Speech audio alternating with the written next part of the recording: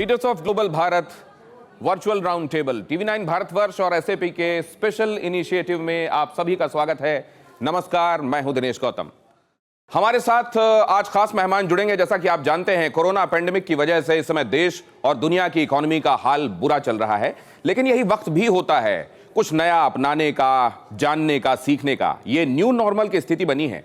ऐसे में leadership lesson सीखने का समय है, जिसमें बिजनेस को बुरे दौर से कैसे बाहर निकाला जाए इसके बारे में पता चलता हो। इसीलिए हमने शुरू किया है ये series leaders of global Bharat, जिसमें हम आपको मिलवाएंगे ऐसे ही बिजनेस लीडर्स से, मेंटोर से, जिन्होंने हर दौर में कामयाबी पाई है और बड़ा बिजनेस खड़ा किया है। साथ ही प्रधानमंत्री के आत्मनिर्भर भारत के सपने ने SME सेक्टर को फोकस में ला दिया है। SMEs जितने इनोवेटिव और रिजिलियंट होंगे, उतना ही जल्दी करंट क्राइसिस से वो पार पा लेंगे। हम इस पर बातचीत करेंगे। आपका पहले परिचय करा दूं हमारे आज के गेस्ट से, बिजनेस लीडर्स से, मेंटोर्स से। हमारे साथ आज जुड़ रहे हैं मिस्टर प्रशांत गिरबाने साहब, director general Maharashtra chambers of commerce, industries and agriculture. बहुत स्वागत है सर आपका। मिस्टर V कृष्णन साहब, को फाउंडर जस्ट डायल, बहुत स्वागत है सर। मिस्टर हनुमंतराव गायकवाड़ साहब, chairman and managing director BVG India limited, sir बहुत स्वागत है आपका। मिस्टर संजीव राजे नायक निम्बालकर हैं हमारे साथ, चेयरमैन हैं Govind milk and milk products private limited के, बहुत स्वागत है सर आपका भी। और हमारे साथ SAP से हमारे पार्टनर सुनंदा मोहंत हैं, मार्केटिंग डायरेक्टर हैं SAP इंडिया की, आपका बहुत स्वागत है सुनंदा जी। लेकिन सबसे पहले तो ये समझें कि कोरोना क्राइसिस और इसके बाद आए न्यू नॉर्मल, इन तमाम चीज़ों को समझने, अडॉप्ट करने के लिए बिजनेस हाउसेस और एंटरप्रेन्योर्स ने किस तरह खुद को रिडिफाइन किया है, डिजिटाइजेशन को अडॉप्ट किया है और कैसे आत्मनिर्भरता की तरफ फिर से कदम बढ़ रहे हैं, इस पर जरा बातचीत करें। और सबसे पहले प्रशांत गिरबाने साहब को मैं इनवाइट करता हूं। प्रशांत सर, सबसे पहले तो ये कि प्री कोविड और पोस्ट कोविड चीजें कितनी बदल गईं और अब किन नई चीजों की तरफ हमको तेजी से खुद को अडॉप्ट करना पड़ रहा है? सबसे पहले फिर से एक बार आपका धन्यवाद और शुक्रिया, आपने इतना अच्छा कार्यक्रम ऑर्गेनाइज किया और हमें इनवाइट किया। हम कोरोना से शुरुआत करते हैं। जो कोरोना का पैंडेमिक है, आप सभी तो जानते हैं, उसकी वजह से सोशल डिस्टेंसिंग अनिवार्य है, जरूरी है। पर इस सोशल डिस्टेंसिंग के एरा में भी अगर हम कनेक्टेड रह चुके हैं एक दूसरे से, तो उसका कारण है डिजिटल नेटवर्क्स। फॉर्चुनेटली वो एक नेटवर्क है जो इंटरप्ट नहीं हुआ है पिछले 6 महीनों में, और उसके हमें बहुत फायदे हुए हैं। उसका एक फायदा है कि कई सारे लोग घर से काम कर पाए हैं, work from home, work from anywhere. इसका यह भी फायदा रहा है कि कई सारे ट्रांजैक्शंस घर से हो चुके हैं और हो रहे हैं। आप वर्क फ्रॉम होम का फायदा देखिएगा, कई सारी ITS कंपनियां अभी भी उतनी ही अच्छी चल रही है, और कई सारी मैन्युफैक्चरिंग कंपनियां जो डिजिटली कनेक्टेड है, उनका मॉनिटरिंग थोड़ा सा क्यों न सही आसान हो गया है। हम बात करते हैं ट्रांजैक्शन की, तो ये चेंज जो आ रहा है, ये पिछले 6 महीने का नहीं है। 6 महीनों ने एक्सेलरेट किया है जरूर चेंज को, पर ये चेंज पिछले कुछ सालों से आ रहा है। अब ट्रांजैक्शंस की बात करिए, डिजिटल ट्रांजैक्शंस की, तो पिछले 4 साल में भारत में डिजिटल ट्रांजैक्शन हर साल 15% से बढ़ते गए हैं। अगर आप नंबर ऑफ ट्रांजैक्शन देखें डिजिटली जो कर रहे हैं हम लोग, तो हर साल 55% से बढ़ते जा रहे हैं पिछले 4 सालों से, और पिछले 6 महीने में तो और भी एक्सेलरेट हो गया ये चीज। इससे हुआ ये है कि अगर हम टॉप इकोनॉमीज देखें जो डिजिटल का फायदा उठा रहे हैं, तो उसमें भारत का क्रमांक दूसरा है डिजिटल अडॉप्शन में। तो ये परिस्थिति है फिलहाल भारत की। अगर इमीडिएट फ्यूचर देखा जाए और मैन्युफैक्चरिंग की बात करें हम, तो संभावना ये है कि अगले 1 साल में जो IoT है, इंटरनेट ऑफ थिंग्स, या जो डिवाइसेस कनेक्टेड है, वो 8 बिलियन डिवाइसेस कनेक्टेड होंगे। देखिए, जितने लोग हैं उतने डिवाइसेस होंगे जो कि कनेक्टेड डिवाइसेस होंगे, उसकी पावर एक कुछ अलग ही रहेगी। मैं और एक बात कहना चाहूंगा, कई सारी कंपनीज जैसे कि MCCI के मेंबर्स है 2-3-4 हजार कंपनियां, वो पूछती रहती है, डिजिटाइजेशन तो हमने बहुत सुना हुआ है, उसका फायदा क्या, हमें क्या फायदा है as a medium scale company. तो हम उन्हें कहते हैं, पहला देखिएगा, प्रेडिक्टेबिलिटी अच्छी रहेगी। इसका मतलब यह है कि जिन्होंने भी डिजिटल टेक्नोलॉजी अडॉप्ट की है, राइट, उनका डाउन टाइम 30-35% कम हो गया है।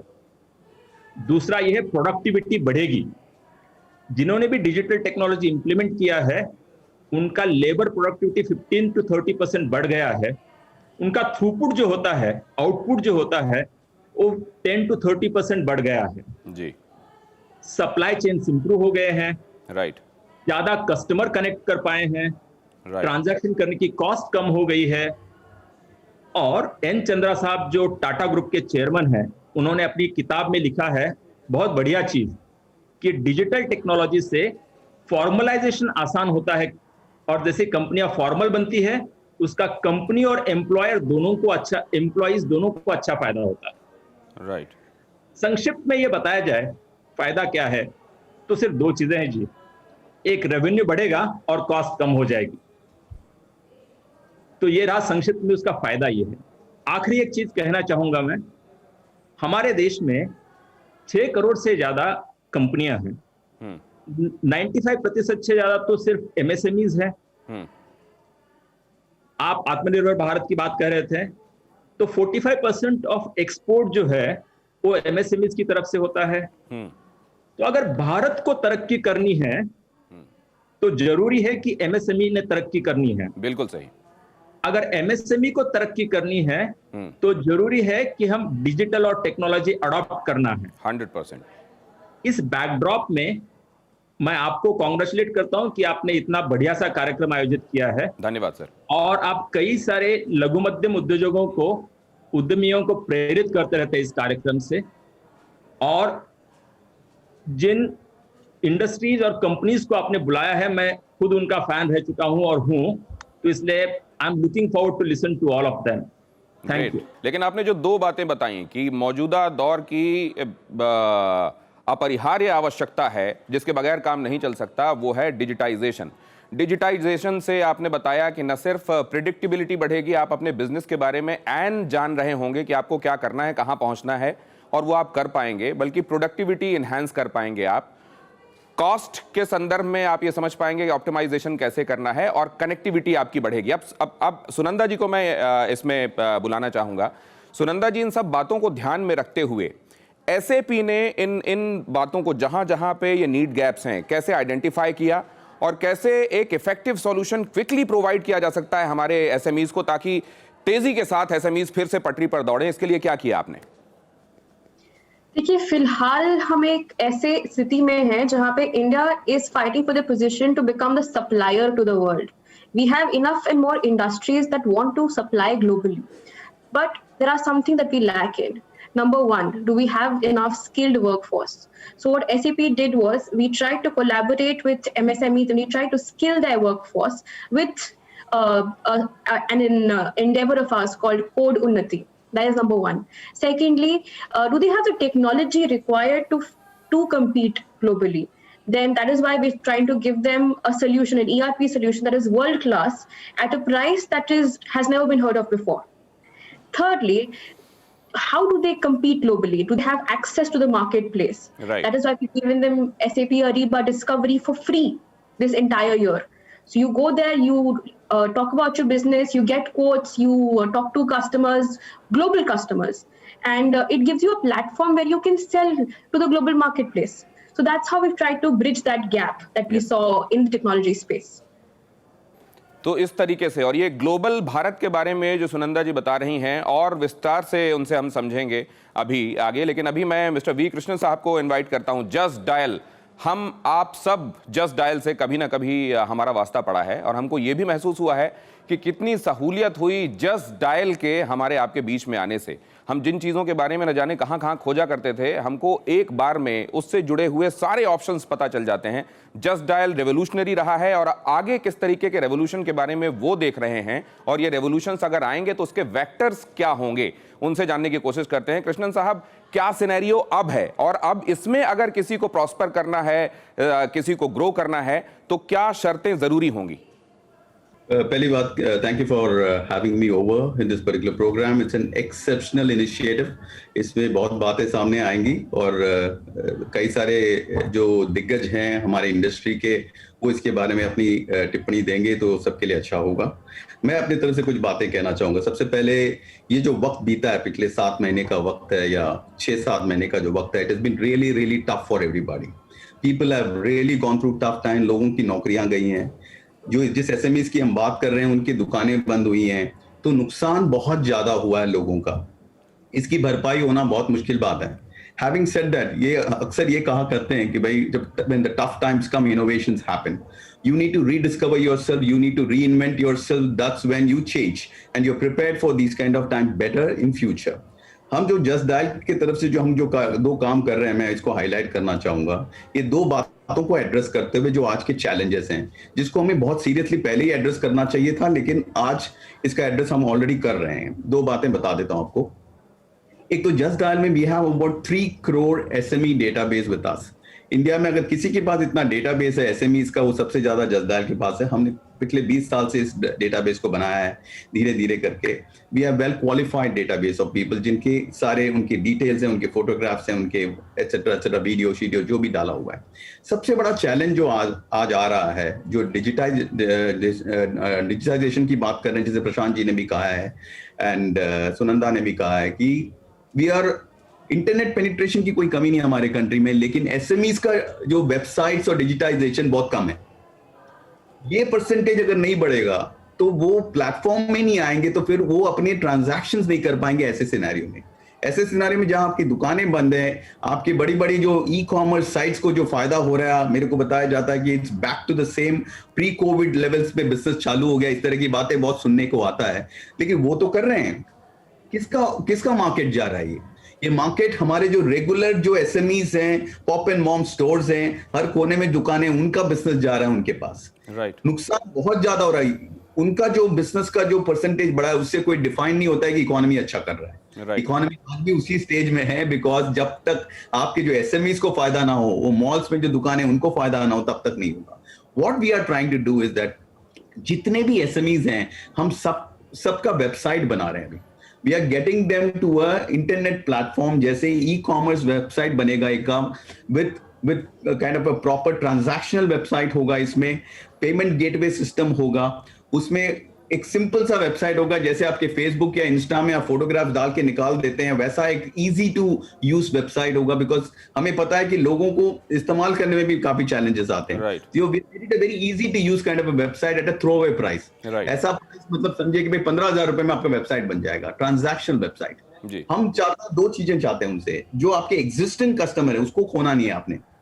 मतलब सबसे बड़ा प्रॉब्लम यह है कि आप जब अपने एग्जिस्टिंग नया कस्टमर बनाने की तो बात बाद में आती है, अपने एग्जिस्टिंग कस्टमर भी लीकेज होता जाए तो फिर you have a very serious problem. You have to shut your shop. So we want to make sure that through digitization you have your existing customer in place and also encourage more people through WhatsApp and other medium अपने business link भेज के, website link भेज के you can create new customers। तो ये करना चाह रहे हैं। जितने भी 3 करोड़ हमारे SMEs हैं, जिन के पास भी वेबसाइट नहीं है, उन सबको हम इक्विप करना चाहते हैं विद वेबसाइट्स। नंबर 2 पॉइंट, बेरोजगारी बढ़ने वाला है सर। 20% 30% लोगों ने नौकरी से लोगों को हटाया हुआ है। ये बेरोजगारी का भरपाई कैसे होगा? बेरोजगारी जितना होगा खर्चा नहीं होगा, इकोनॉमी नहीं बढ़ेगा, जीडीपी ग्रो नहीं करेगा। It's all internet. जी तो करना चाहते हैं। We have services in over 2000 cities. ये वेबसाइट बनाने के लिए हम करीब 50,000 इवेंजलिस्ट बनाने वाले हैं। 50,000 पूरे कंट्री में इवेंजलिस्ट यानी उनको क्या करेंगे, वो जाके हमारे वेबसाइट बेचेंगे सारे एसएमईज को, उनको कमीशंस मिलेगा। हर वेबसाइट बनाने में उनको कमीशन मिलेगा and it's very easy to sell, easy to use है, और उनको जाके उनसे बात करना है, सारे रोजगार उनको मिल जाएगा। वो जितने दुकानें उनके पास जाएंगे, they will go and register them with just that. Right. So that they get income, these people get digitized, and we are trying to help everybody possible in this whole gamut of what is happening around us. This is the first step we are taking. Great. तो we Krishnan साहब ने ये बताया कि किस तरीके से वो एसएमईज के लिए आने वाले दिनों में और कंड्यूसिव एटमॉस्फेयर हो, वो और सरलता से काम कर सकें, इसके लिए वो भी उनके लिए सुविधाएं मुहैया कराने की दिशा में काम कर रहे हैं। इस तरह की वेबसाइट्स होंगी जिसके ज़रिए वो और आसानी से अपने काम को अंजाम दे सकें, और इसके जरिए वो बहुत सारे लोगों के लिए रोजगार भी पैदा करने वाले हैं, जो कि आज के समय की बहुत बड़ी जरूरत है। लेकिन सुनंदा जी, फिर से मैं आपको इन्वाइट करूंगा ये समझने के लिए कि जो अभी कृष्णन साहब कह रहे थे कि जो एग्जिस्टिंग कस्टमर्स हैं, एग्जिस्टिंग जो उनके लोग जिनको वो सर्विसेज दे रहे हैं, उनको रिटेन करना और अगला मार्केट तैयार करना। ग्लोबल भारत इसी सिलसिले में आपकी एक कोशिश है, कैसे ये एक्सेस दिलाने के मामले में एसएमईज की मदद करने वाली है, और ये पहले जो एक्सेस के तमाम साधन उनके पास थे, उस मामले में ये किस तरीके से डिफरेंशिएटर होगा? देखिए, पहले का जैसे उन्होंने बताया, मार्केट फिर भी उनके लिए इतना बड़ा नहीं था। अभी मार्केट उनके लिए the entire country and more than that entire world हो चुका है। तो उसको डिजिटाइजेशन का माध्यम will really help them scale that business. That's very important in the current scenario for them. इसलिए जो कृष्णन साहब ने बोला वो एकदम करेक्ट है कि digitisation and how you can scale up their business, उनके लिए एक प्लेटफॉर्म बनेगा। They will use that platform for their transactions. That creates an environment of okay, मैं भी कर सकता हूँ। एनी एमएसएमई, जैसे कि उन्होंने प्रशांत जी ने बोला कि 6.5 करोड़ से ज्यादा एमएसएमई है इंडिया में, उसमें से बहुत कम ही है जो कि एक्चुअली कम्पीट कर सकते हैं। तो अगर हम उनको भी सिर्फ उन्हें ही इक्विप कर पाए, which will still be at least in thousands or lakhs, उनको अगर हम इक्विप कर पाएंगे with the right digital tools, वो बहुत ज्यादा बेनिफिशियल होगा for India's economy in the future, क्योंकि पोटेंशियल बहुत है सर, उसको टैप करने की जरूरत है, उन्हें इक्विप करने की जरूरत है। That is why we created this programme, this platform where we have leaders like them and they can guide these people, they become mentors of the future and they can guide these people on how to start their journey of becoming the SMEs or becoming the large organizations of the future. So yeah, that's how we think we can support them. मौके हैं, अवसर हैं, लेकिन उनको tap किए जाने की जरूरत है। उसको टैप कैसे करना है, इस बारे में एसएपी अपनी भूमिका निभाएगा। लेकिन अब मैं चलना चाहूंगा हनुमंतराव गायकवाड़ साहब के पास, जो कि एक तरीके से अगर आप देखें तो फ्रंट लाइन वॉरियर्स में से एक, क्योंकि वो उनका जो सूत्र वाक्य है वो ये है कि जो आपके लिए कोर बिजनेस नहीं है वो हमारा कोर वर्क है। जिन जगहों पर आप ध्यान नहीं दे पाते, मसलन बड़े बड़े एस्टेब्लिशमेंट्स में साफ सफाई का काम, हाउसकीपिंग का काम और इस तरीके के तमाम दूसरे काम बड़े लेवल पर करना, 5 से 75 हज़ार वर्कफोर्स को पहुंचा देना, हनुमंतराव साहब ने वो कमाल किया है। हनुमंतराव साहब, आपके जैसे बिजनेस लीडर्स की तरफ इस समय तमाम लोग देख रहे हैं कि अब इस क्राइसिस से पार कैसे पाना है। ये भी समझा जा रहा है कि असल में सिनेरियो बदला है। पहले जो एग्जिस्टिंग अपॉर्चुनिटीज थी वो बदली हैं, अपॉर्चुनिटीज का तरीका बदला है। अब उनको पहचानना और उसको कैसे टैप किया जाना है, इसकी जरूरत है। इस बारे में आपका क्या ओपिनियन है? Fundamentally, I'm not expert on MSME, but technological supports what we are taking to advancement ourselves. That पहले हम मीटिंग्स करते थे तो पर्सनल लेवल पे जाके मीटिंग्स करते थे, अभी जूम पे मीटिंग हो रही है, माइक्रोसॉफ्ट टीम्स पे मीटिंग हो रही है। So we are making available on technological fronts. And बाकी जो बीवीजी का मैंने बारे में बताऊंगा कि फ्रंटलाइन वर्कर्स जो है, so we run emergency medical services in Maharashtra. And emergency medical services जो हम काम कर रहे हैं फ्रंटलाइन पे, उसमें when everybody was under lockdown, my team was working at 96% uptime. So 96% ambulances were up and running. So we keep them motivated to do good and best job. And similarly, we do serve hospitals. Delhi mein AIMS, Safdarjung, majority hospitals are maintained by BVG. So there also we keep our workforce intact, motivated. And that's what I think that what we are doing for the society, something different. So pardon me because I am not expert on MSME sector, but no whatever we are doing, we are trying to achieve excellence in whatever services we are giving. So in Delhi, we are maintaining Honorable Prime Minister's house, Parliament House, Supreme Court, majority, then Tata Motors, all 6 plants, Volkswagen, Fiat, Hyundai, Mahindra, Mercedes-Benz. So started journey with 8 people. We are आपका जो काम रहा है हनुमंतराव साहब, उसमें Covid दौर में आपने क्या डिजिटाइजेशन की आवश्यकता आपने भी महसूस की क्या? अपने वर्कफोर्स की स्किल एनहेंसमेंट की ज़रूरत आपने भी महसूस की है क्या? या आपके पर्टिकुलर सेक्टर में इसका कोई बहुत फर्क नहीं पड़ा? नहीं, हमने सर वही तो मैं बोल रहा हूँ कि हमने पहले मीटिंग्स करते थे तो हमको लगता था कि हमको दिल्ली से, चेन्नई से लोगों को पुणे बुलाना पड़ेगा तभी मीटिंग हो सकती है, लेकिन अब हम जूम पे, माइक्रोसॉफ्ट टीम्स पे मीटिंग कर रहे हैं. So that technological advantage we are taking. पहले अटेंडेंस के लिए जो आदमी अटेंडेंस देता था, अभी ऐप के थ्रू अटेंडेंस आ रहा है. अननोन लोकेशंस पे, अलग अलग लोकेशंस पे हम काम करते हैं तो वहां से मोबाइल के थ्रू अटेंडेंस आ रहा है. टेक्नोलॉजी का एडवांटेज लेके हम थोड़ा आगे और जाने की कोशिश कर रहे हैं कि आदमी का 8 घंटे का अगर ड्यूटी आवर्स है तो 8 घंटा वो कहाँ काम कर रहा है, उसका पूरे 8 घंटे का रिकॉर्डिंग हमारे पास हो, जीपीएस ट्रैकिंग हो, जीपीएस बेस्ड लोकेशन हो, वो काम कर रहा है नहीं कर रहा है. फिर छोटे छोटे वीडियोज हम बना के भेज रहे हैं उनको कि गार्डनर है तो गार्डनिंग का बेस्ट प्रैक्टिसेस का वीडियो डेली जाएगा. बिल्कुल. फिर हम उसको टॉयलेट क्लीन कर रहे हैं तो उसके लिए उसको अपडेट करने का वीडियोज भेजे. So we are upgrading ourself for artificially intelligent, मतलब एआई का यूज करके AI powered and digitally enabled company बनाने की कोशिश कर रहे हैं. तो what we started with manual housekeeping to mechanised housekeeping to integrated facility management to now AI powered and digitally enabled company. That's what journey we are doing. So we need to, what we are doing, we are trying to update ourselves on daily basis, trying to learn new. We implemented SAP HANA, SAP even long years back. Now we shifted to SAP HANA now, 2 years back. So there also we are taking advantage of technology and upgrading ourselves to next level.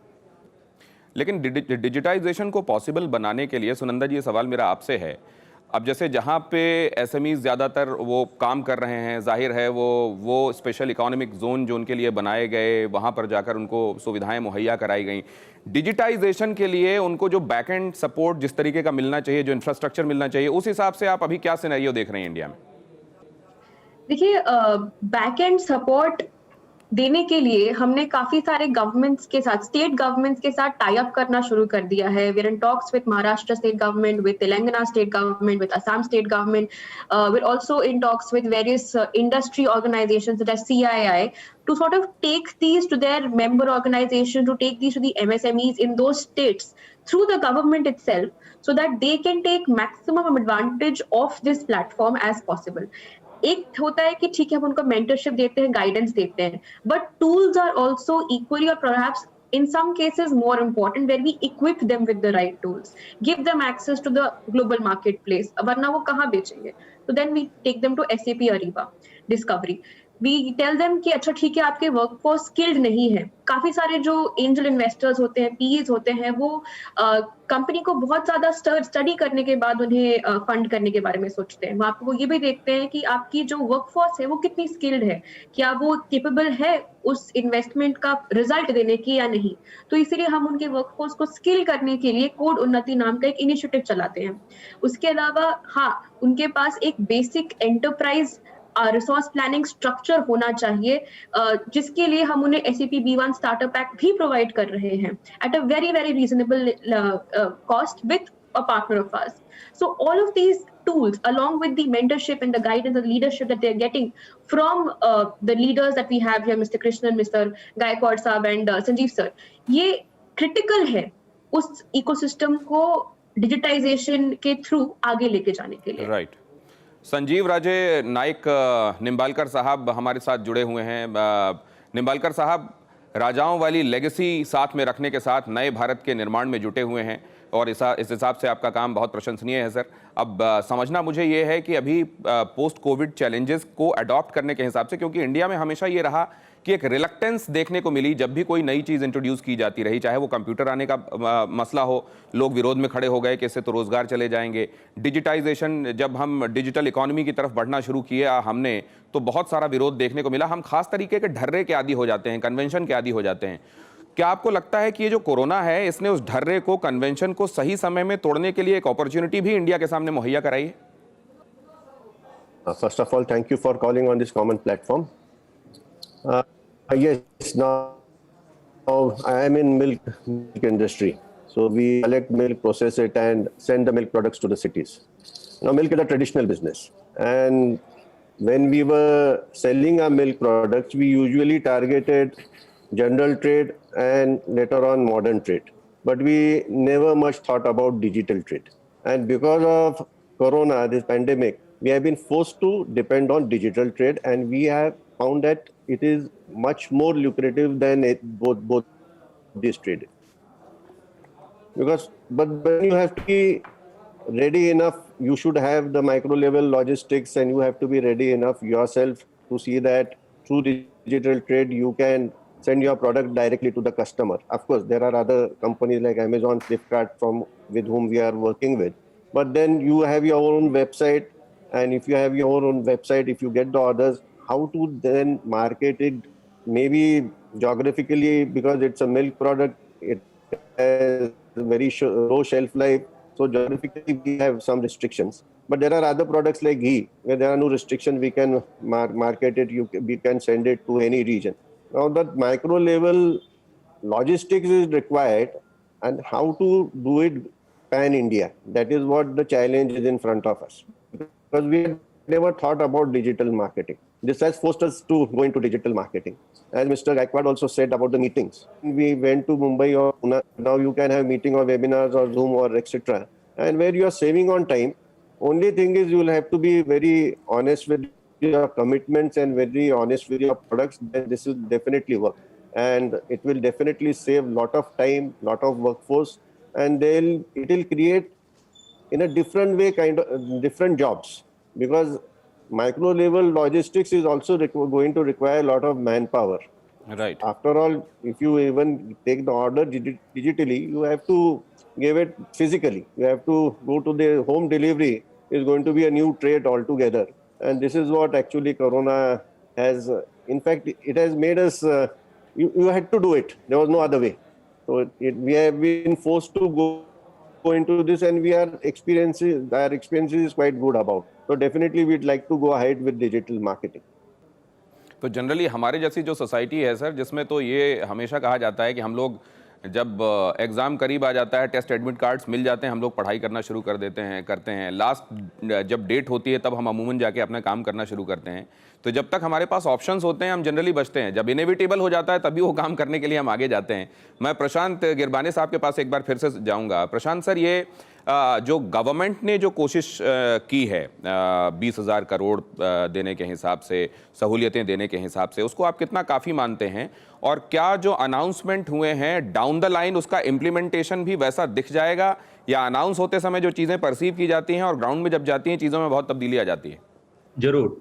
तो देखते हैं 20 लाख करोड़ से 20,000 करोड़ तक आते हैं।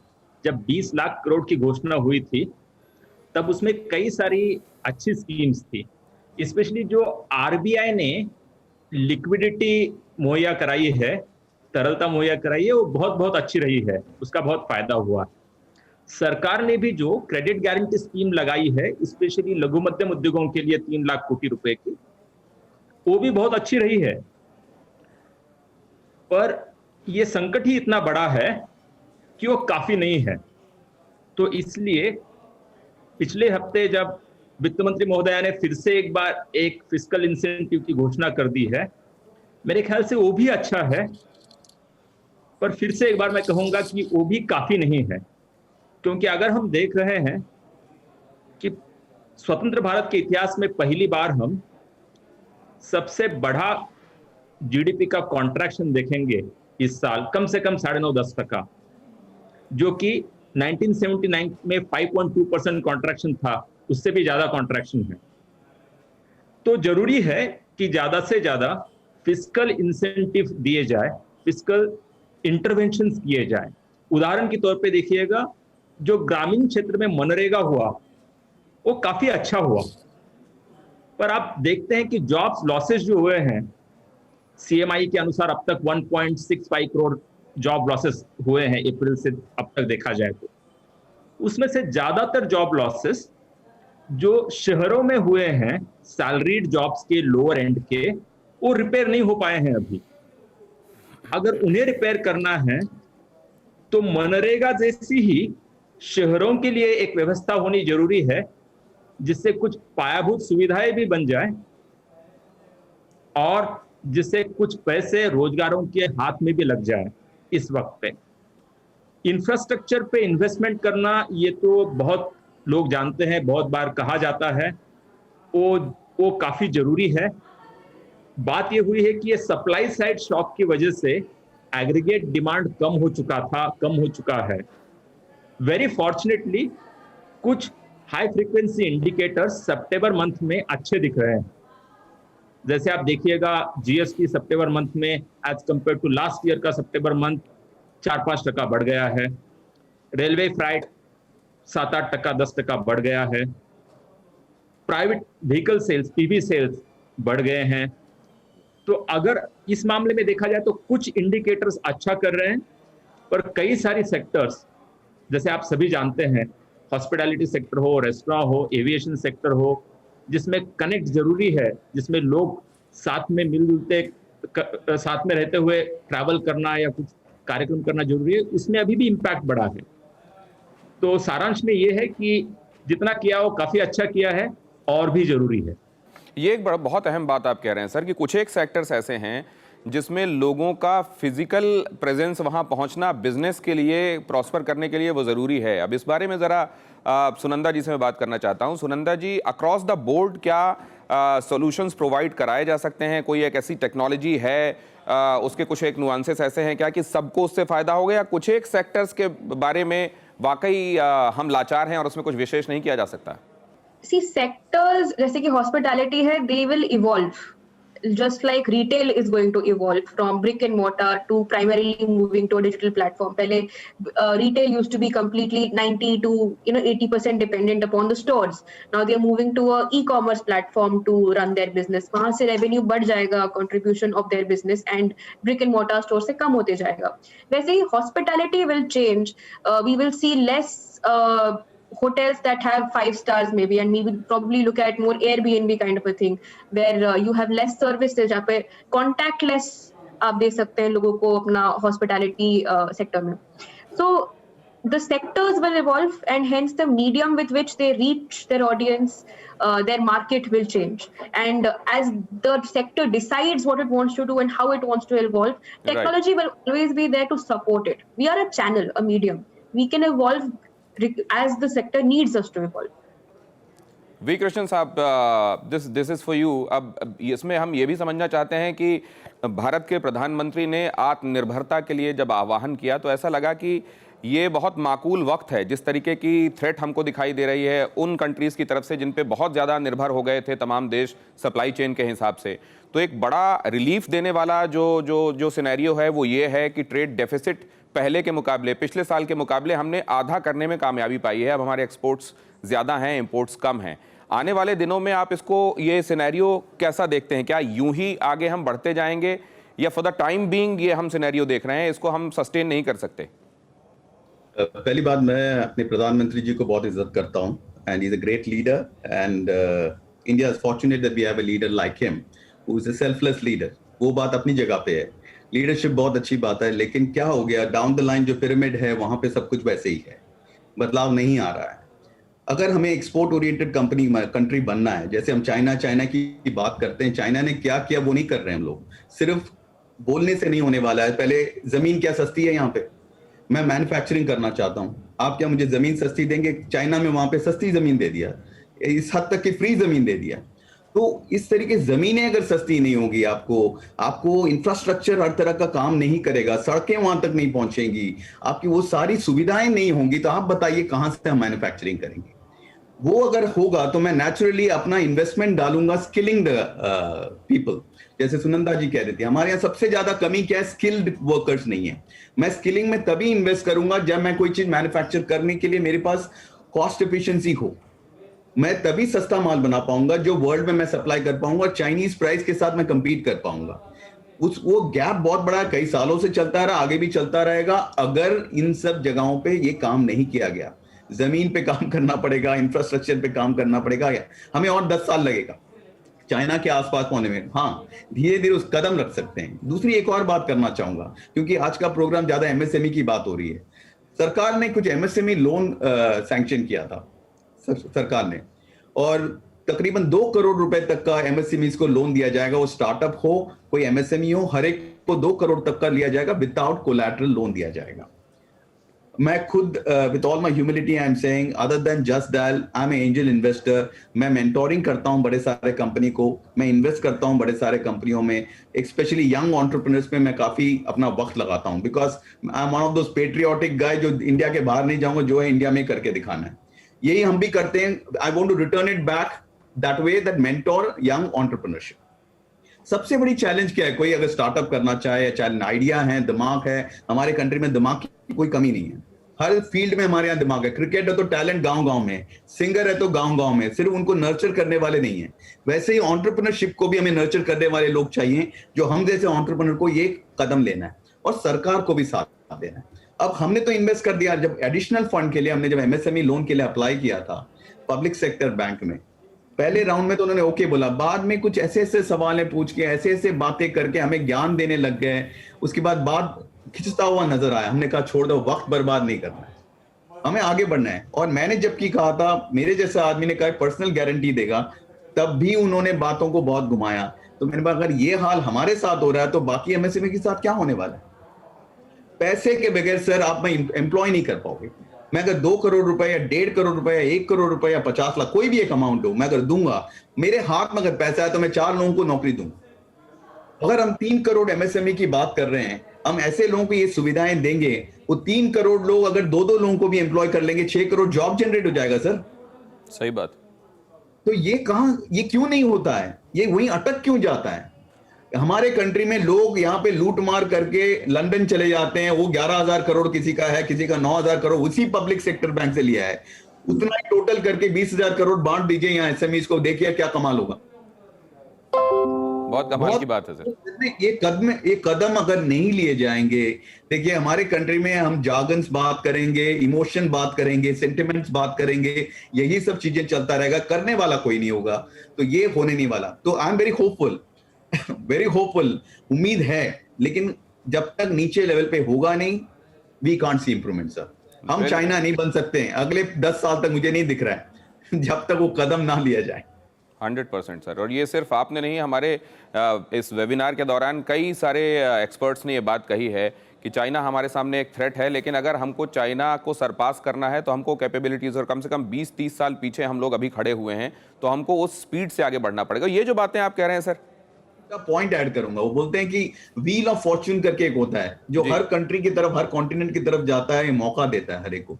China के पिछली बारी जब आया था, चाइना ने कैपिटलाइज किया, आज इंडिया की तरफ है। हम कैपिटलाइज तभी कर पाएंगे, जैसे आपने एग्जाम की बात करी थी, जो बच्चा पढ़ाई किया उसी के लिए पेपर आसान होगा। राइट। मतलब तैयारी नहीं होगी आपकी, आप वापस वो अपॉर्चुनिटी खो दोगे, जबकि आज चाइना के अगेंस्ट है पूरी वर्ल्ड। सही बात। तो देना चाहती है इंडिया को अपॉर्चुनिटी। अगर हम कैपिटलाइज नहीं करेंगे, आज कदम नहीं लेंगे, बहुत बहुत बड़ी बात। व्हील ऑफ फॉर्च्यून, ये सौभाग्य का पहिया अभी हिंदुस्तान के फेवर में है, चाइना के अगेंस्ट पूरी दुनिया का सेंटिमेंट है। लोग चाहते हैं कि बिजनेसेस को ऐसी जगह भेजा जाए जहां पे चाइना के मुकाबले कंड्यूसिव हो, और चाइना जैसा थ्रेट पूरी दुनिया के लिए ना बन जाए वो देश। क्या हिंदुस्तान उसको टैप कर पा रहा है? एक बार फिर से सुनंदा जी के पास जाऊंगा। ये जिन हर्डल्स की बात की जाती है, जिस लाल फीताशाही की बात की जाती है सुनंदा जी, जो अनावश्यक तरीके से रोड़े अटकाए जाते हैं, क्या आपको लगता है कि अब कोविड के बाद जब हमारे लिए इनएविटेबल हो गया है कि हमको सर्वाइव करना है, तो इन ऑब्स्टिकल्स को हमको हटाना पड़ेगा, तो क्या ये जो सिस्टेमिक रोड़े थे ये हटते हुए आप देख रही हैं? जी, कहीं पे मैं अग्री करूंगी, कहीं पे मैं थोड़ा सा हेजिटेट करूंगी अग्री करने पे। हाँ, government has taken a lot of steps to remove these road blocks. आप देख रहे हैं कि जैसे प्रशांत जी ने कहा कि लघु उद्योग में काफी सारा इन्वेस्टमेंट कर रही है गवर्नमेंट, कोशिश कर रही है उसको इंसेंटिवाइज करने की, to come forward and contribute to the economy, so that they can increase their contribution overall to the GDP and support us. That is true. हालांकि there are certain roadblocks that exist systemically, जो कि अभी तक हम उन्हें overcome नहीं कर पाए हैं, एंड उसे ओवरकम करने के लिए ही हम शायद अब गवर्नमेंट से जुड़ने लगे हैं। The private sector is also coming forward to support the government, because a large part of the private sector in India is also B2B, and for us to survive we have to support the ecosystem survive. अगर हमें survive करना है तो हमारे आसपास के लोगों को भी थ्राइव करना पड़ेगा, वरना हम सर्वाइव ही नहीं कर सकते। तो उसी के लिए it is not just the government's job, very honestly, to do everything. We also have to contribute and we have to come forward and support organizations in our country's MSME and SME sector. तो हम कर रहे हैं. देखिए how it shows the results in the next 5 years, because our hope is that when India reaches 5 trillion economy, it becomes a $5 trillion economy, it will have a large contribution of it will come from the MSME sector. 100%. And that is the hope that we have. 100%. Sanjeev राजन नायक निम्बालकर साहब, आपके पास एक बार फिर से मैं आ रहा हूँ ये समझने के लिए कि इंडिया को अगर उस तेज़ रफ्तार से दौड़ने वाली इकॉनमी की तरह फिर से इस्टेब्लिश करना है, तो ये जो फैसिलिटेटर्स हैं, मसलन मैं एसएपी की बात अभी कर रहा हूँ, क्योंकि हमने देखा कि ये तमाम ऑब्स्टिकल्स जाहिर है अपने आप नहीं हटने वाले, बल्कि इंडिया में इस तरह के ऑब्स्टिकल्स का बड़ा बोलबाला रहा है तमाम वैरायटी ऑफ रीजंस की वजह से, जिनको आप भी जानते हैं. इस तरह के फैसिलिटेटर्स का रोल आप कितना अहम देखते हैं? वो जो इस तरह के नीड गैप को आइडेंटिफाई करते हैं, उसके लिए सॉल्यूशंस प्रोवाइड करते हैं और ब्रिज बन के आते हैं और समस्या का समाधान बन के आते हैं. We have a very big workforce and cheap workforce. That is why the world is looking towards India, was looking towards China. Now we have to train this workforce. If we train this workforce, make them skilled. If you take into consideration milk industry, now per cow yield is around 3 to 4 liters. To double it up, I don't think it's a challenge. If you double it up, then definitely you can be more competitive in the world scenario. And that is where we have to work. We have to increase our skilled workforce, and we need to have, as Mr. Krishnan said, our finance costs are too high. Our interest rates are too high. And I won't give any examples, but people have gone away with so many. Then why not invest with SMEs, where you can reduce your finance cost and they can be competitive. So that is where they have to work around. And of course, skilled workforce is the main issue where you build workforce, you increase your production and you be competitive. So definitely skilled workforce is required, and for that people like Sunanda ji, Krishnan ji are definitely required, and Prashant Girbane sahib also through Chamber of Commerce can also be very helpful towards all this. अब ये हनुमंतराव गायकवाड़ साहब, एक बात मैं आपसे समझना चाहता हूँ, like digitization, these new things, मैंने जैसा आपसे कहा कि एक हमेशा एक इनहिबिशन रहता है, एक रिलेक्टेंस रहता है और एक एप्रीहेंशन भी रहता है नई चीज़ों को लेके. हम लोगों के, हम भारतीयों की ऐसी साइकोलॉजी है. क्या इस समय अब हम उसको किनारे रखकर, उन इनहिबिशंस को किनारे रख के स्किल डेवलपमेंट के लिए रेडिली एग्री हैं क्या? वर्कफोर्स वाइज मैं पूछ रहा हूं आपसे. Certainly now people are adopting new technologies, ready to learn new things, and we are going ahead with that path with workforce also. Global requirements are there. I don't look only to India, but globally India is the youngest country, and we'll get jobs unless until we are not skilled enough and excel in whatever job you do. So using technology, certainly we can upgrade ourselves to next level, and we can become global competitiveness. And that's what we also in BVG we are trying to do, upgrade our team to new skill sets of digitalization, adopting new technologies. In fact, in BVG now we are making a rule that each and every worker should have a smartphone, and if he doesn't know typing, she can speak in Marathi, and that can be translated. All the technologies we are trying to use for upgrading our knowledge of our workforce and taking them to next level.